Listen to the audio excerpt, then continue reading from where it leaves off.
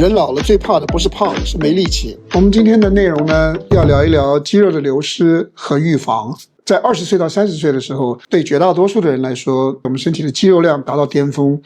30岁之后呢，平均不是每一个人了，平均每10年我们会流失大约3%到8%的肌肉。到了50岁以后，流失的速度会加快，尤其是没有锻炼或者是蛋白质摄入不够的人，它流失的会更快。60岁到70岁以上的时候，肌肉减少会更快。我们可以说这是人身体自然老化的一种规律，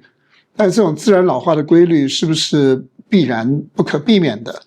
不是。我首先需要提醒的是，代谢特征 A 型的朋友，指的是那些怎么吃都长不胖的那一群人。你身体胰岛素低，你本来身体需要合成肌肉的能力就比一般人弱，你非常需要关注你的肌肉量，你就需要增加一些锻炼，你就需要饮食上做出一些调整。你从年纪很轻就要开始保护你的肌肉。那其他的朋友呢，一般的人呢，胰岛素呢都在一个比较正常的范围里面，我们身体合成肌肉的这个过程呢就是比较正常的。很多人其实对于肌肉这个概念呢比较模糊，你说我又不是练健身的，我又不需要很大的肌肉，我能够日常过日子就可以了。可是如果有一天你发现你坐下来了以后你站不起来了，你洗完头以后拿吹风筒吹头发你都拿不动了，吹一下你就要换一只手。我跟你说，你肌肉不够了。你在日常生活里面，你不知不觉的，其实你的生活质量在下降。你上车下车你都有困难，要人搀扶，生活自理的能力就慢慢开始下降。所以其实肌肉流失啊，尤其是对中老年人来说，是蛮重要的一个题目的。从生理机制上来解释，我们为什么会流失肌肉呢？其实它是有2方面来探讨的。第一个方面是我们身体合成肌肉的能力会下降。另外一个是我们身体分解肌肉的过程会增强，意思就是你身体生出新的肌肉细胞来的效率越来越低了，但是你身体流失分解肌肉呢又越来越快了。那这样子的话，随着年龄的增长，这个2个差距越差越大。有一个名词叫做合成抵抗，英文叫做 anabolic resistance。合成抵抗就是说你的肌肉对胰岛素还有蛋白质的刺激的反应啊越变越弱，然后你蛋白质合成的速度就会变慢。那么你随着年龄的增长，这个事情会发生的。所以从合成能力下降这个角度来说，如果我们要改善，我们需要做的几件事情是：第一个，我们年龄比较大的人，我们增加蛋白质的质量，你要吃高品质的蛋白质，比方说鸡蛋的蛋白啦，比方说乳清啦，比方说奶酪啦，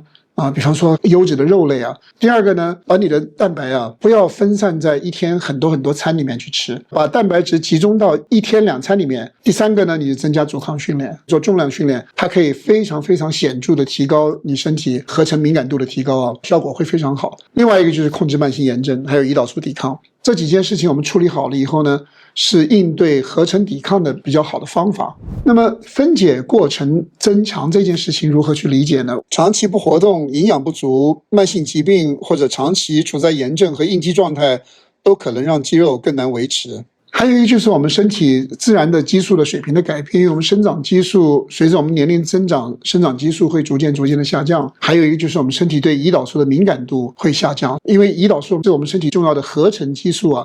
那如果你的敏感度下降的时候呢，胰岛素能够产生的作用就下降了。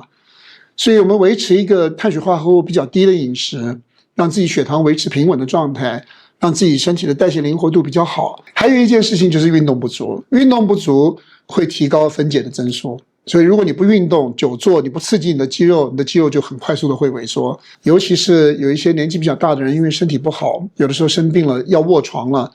受伤了时间很长了，它会出现明显的肌肉下降的。所以维持一定的运动还是很重要的，可以减缓分解增速这件事情。另外一个就是饮食了，蛋白质摄入不足是很多年纪大的人因为身体消化吸收能力下降了，就开始吃清淡饮食了。可是如果你越吃清淡饮食，你蛋白质的摄入就越少。你需要做的事情是提高蛋白质的质量，吃优质的蛋白质。所以综合刚刚我们说的所有的这些简单的知识，肌肉的合成跟肌肉的分解，我们大概可以把它分成可控跟不可控2类的因素。不可控的因素是我们年龄会增长的，不可控的因素是我们身体激素自然会下降的，不可控的因素是我们身体神经元自然的慢慢会减少，这我们是无法控制的。但是可控的事情有哪些呢？如果你缺乏运动，你自己可以控制的；你蛋白质摄入不足，你可以控制的；你身体慢性炎症、胰岛素抵抗你可以改善的，营养缺乏你自己可以去努力的。所以在这几个可控的方面，我们有没有做出我们可以做的？我们有没有拿出很好的方案来保护我们的身体健康、保护我们的肌肉，就是在于我们自己了。